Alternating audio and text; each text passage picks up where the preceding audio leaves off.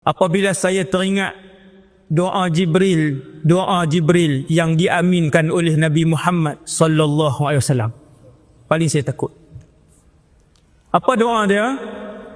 Semua orang tahu, alhamdulillah kita sekarang ni kuliah banyak kan, TikTok, YouTube dan sebagainya. Nabi naik mimbar Nabi ada 3 anak tangga. Tangga pertama Nabi naik, Nabi sebut amin. Anak tangga kedua Nabi naik, Nabi sebut amin. Anak tangga ketiga Nabi naik, Nabi sebut amin. Sahabat tak dengar amin apa, doa siapa, doa apa.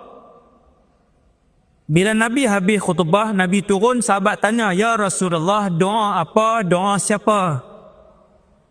Nabi kata doa Jibril.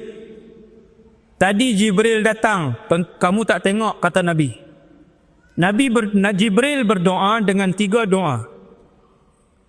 Salah satu doa Jibril kata, wahai Muhammad, mana-mana umat kamu yang masuk dalam Ramadan, kemudian keluar Ramadan, dalam keadaan membawa dosa yang sama banyak, aku doa kepada Allah, celaka umat kamu itu. Nabi kata amin. Inna lillahi wa inna ilaihi raji'un. Tuan-tuan, doa ini menghantui saya sendiri. Bila dekatnya Ramadan ni, lagi 8-9 hari nak Ramadan, bila nak 9 hari nak Ramadan, risau dengan Ramadan, keluar membawa dosa yang sama banyak. Sebab Jibril doa, Nabi kata amin. Dan orang yang menyebutkan amin itu seperti orang yang berdoa. Maksudnya 2 yang berdoa.